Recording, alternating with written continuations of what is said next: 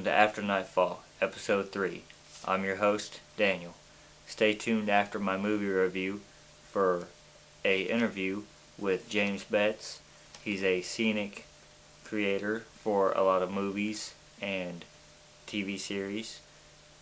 He'll talk about some of that in his review. Feel free to look him up. Of course, you can see I'm wearing a ridiculous mask. I decided I'd do something a little different today. Today, I will be reviewing the 1989 movie Puppet Master, which overall I thought was a pretty good movie. Some of it was a little weird and cheesy, but when is a horror movie not going to be that way? At least the older movies. Of course, I will be going over story, soundtrack, acting, as well as makeup and wardrobe and special effects. And I might have some bad jokes, so if you stay tuned, you'll hear my bad jokes. As far as this movie goes, it's another one I didn't know Johnny Depp was in. Well, because like the last one, he wasn't. It was a puppet named Blade that looks similar to him, which if I can get what I need to, you'll see that here soon enough. But anyhow, overall, the acting in the movie was decent as far as I could tell. I mean, I can't tell if there was a bad actor or not, per se. But to me, the acting was alright. It could have probably been done better, but in 1989, not everything was all cut dry. Some people were just trying to get out there and get their stuff going. So, I mean, I didn't see anybody recognizable from other movies except for the Puppet Master himself. He was somebody I'd seen before. He always has good acting. But he always plays a crazy role, as far as I know. Maybe I'm just not seeing every movie that he's in, but I believe he has been in plenty of movies. As far as story goes, it was a good story. I found out later that that movie isn't even the first one. Its first is in when it was made, but it's not first in the order.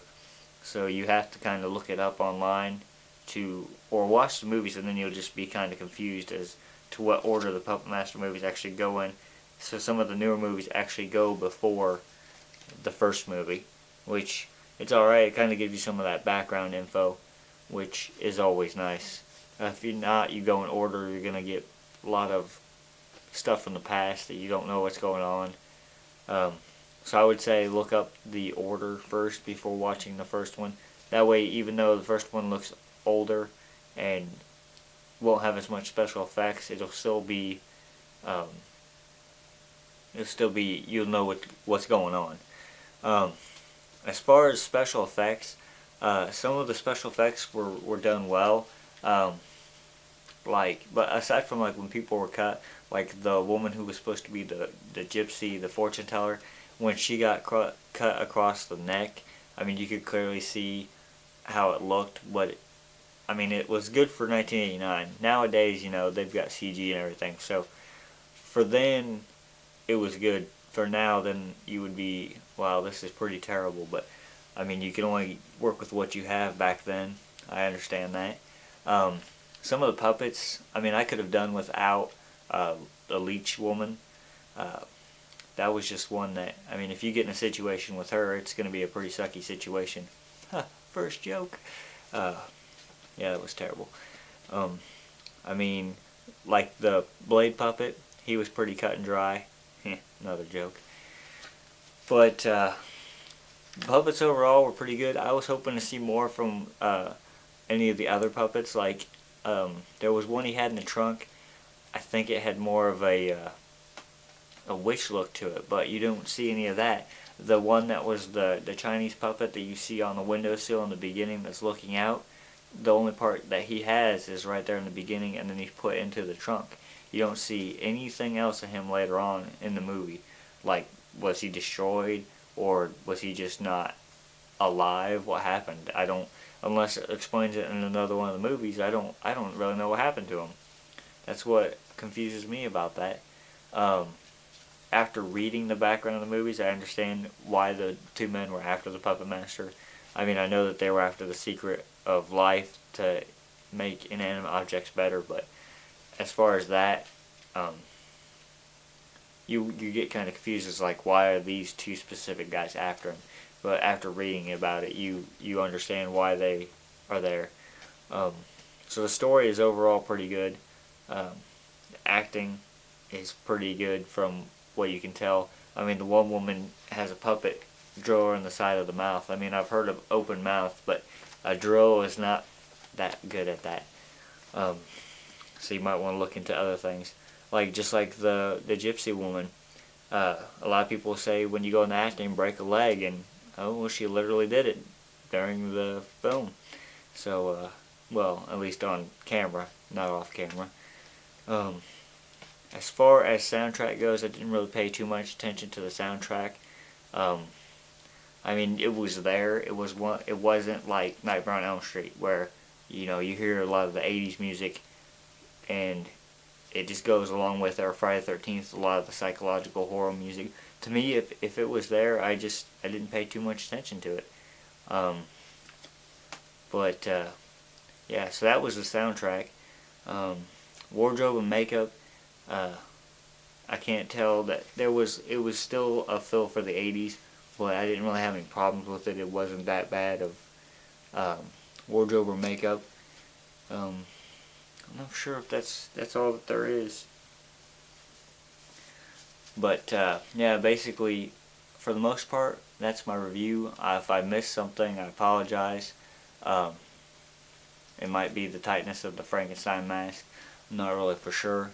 I think it goes along with right now what I'm doing.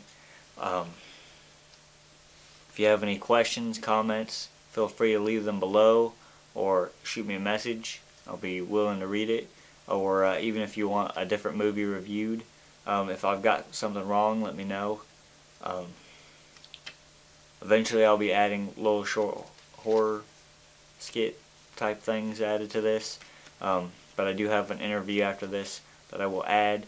I want to thank Triple D Productions for giving me my song, which you will hear, well, which you should have heard in the beginning. And then I plan to add more as this series goes on, as long as everybody keeps watching, subscribing, liking, sharing, do all of it.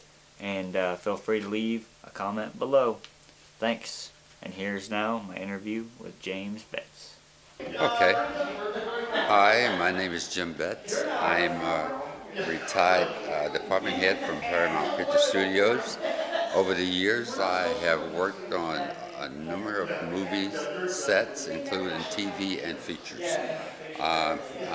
In my early career, I did sets for Laverne and Shirley, Happy Days, Mockingbird, just to name a few, Texas Cheers, all of the Voyager, Deep Space Nine, Star Trek movie, Final Frontier, and I've done a miniseries called Space, which didn't really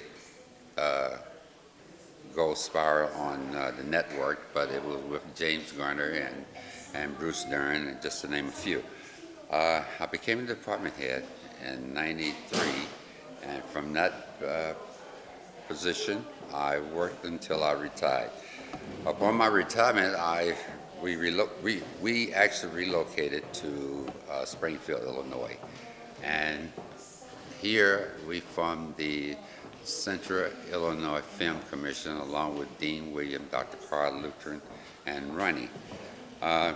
Since then, I've been involved with the Western, which was called The Showdown, for Jim Conover, who was the director and producer. He was a retired detective from Pekin, Illinois, and we bonded a great friendship, which today still exists. We do a few things, talk about a few things about making movies, and he has some of the things that he wants to do on his plate today. I did The Informant, that came here from Paramount Pictures, and here in that movie, I got to meet a lot of interesting people who were, I would say, had a lot of talent. And I would tell anyone coming to Illinois that you would find that it is loaded with talent, actors and actresses and all. So With that being said, I guess if you have any questions that you'll have to ask me, I'd like to answer them for you, Oh hopefully. yeah, sure. What was the hardest set that you worked on, that you had the hardest time doing? The hardest set, I would say, was Return of the Jedi. That was done out in Yuma, Arizona, and Uncommon Valor, which we did in Hawaii, because it was a compound, a prison compound, and it was a lot of work went into that. We had to create a whole compound out there, and so I would say that was one of the hardest. Star Trek, it was hard, but it was interesting. Every set on every episode was always an interesting set, from Star Trek to Next Generation, Enterprise, and Deep Space Nine. They were all very interesting. And one thing about that, working on Star Trek, it kept your interest up. What was the funnest set you had doing? Fine set, well, I always say westerns. The House on the Prairie, houses, those were fun sets, because it's just something about doing a western that you always created something.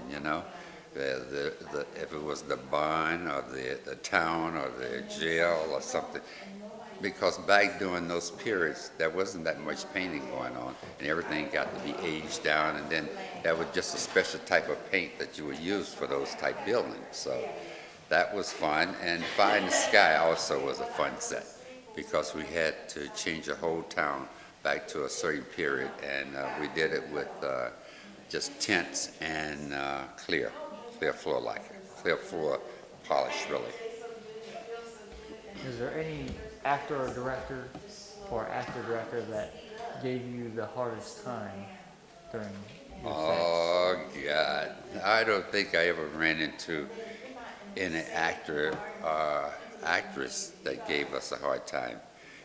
There were some sets that the art director may not have been pleased with, that we had to redo, or the production designer. And we only would know this if they came in and they were getting ready to do a production, or getting ready to shoot, actually.